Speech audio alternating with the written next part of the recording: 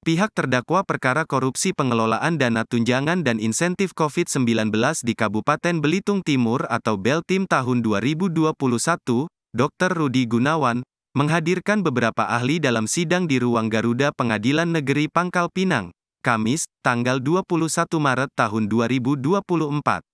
Saksi ahli dari Kantor Akuntan Publik atau KAP, Danang Rahmat, dalam persidangan mengatakan, audit yang dilakukan dengan mengandalkan dokumen saja bisa disebut cacat prosedur, karena seorang auditor tidak boleh berasumsi. Meskipun sudah mendapatkan dokumen, auditor harus melakukan prosedur-prosedur lain, misalnya prosedur membandingkan. Kalau prosedur-prosedur itu belum dilakukan, artinya belum melakukan audit tapi baru merencanakan audit, kata Danang, Kamis, tanggal 21 Maret tahun 2024. Menurut Danang, seorang auditor tidak boleh meyakinkan suatu hal salah dan tidak boleh meyakinkan suatu hal benar sebelum prosedur dijalankan karena tidak boleh berasumsi. Lalu, Danang menjelaskan, pada perihal kerugian keuangan negara ada disebutkan tentang nyata dan pasti.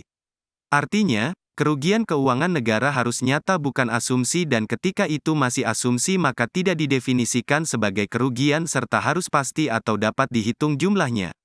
Ketika melaksanakan audit, auditor harus memiliki kecakapan yang kolektif. Artinya, jika yang diperiksa adalah jasa kesehatan wajib ada ahli, misalnya ahli manajemen administrasi rumah sakit.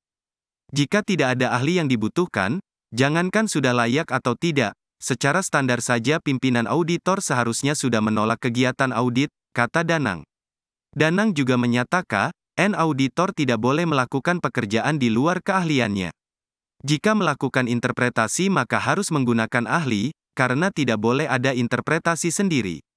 Sementara itu, ahli hukum dari Universitas Al-Azhar Indonesia, Profesor Suparji, mengatakan, pertanggungjawaban hukum seseorang dikaitkan dengan asas legalitas. Bahwa seseorang tidak bisa dituntut dan tidak bisa dihukum jika tidak ada perbuatan yang dilarang pada undang-undang sebelumnya.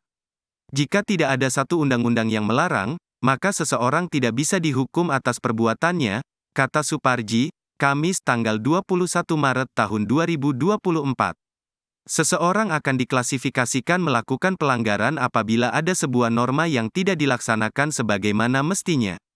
Dengan demikian, kalau ada satu tindakan yang menafsirkan bagaimana mengambil suatu langkah atau kebijakan yang tidak ada aturan secara spesifik, maka tidak bisa diklasifikasi sebagai sebuah pelanggaran hukum.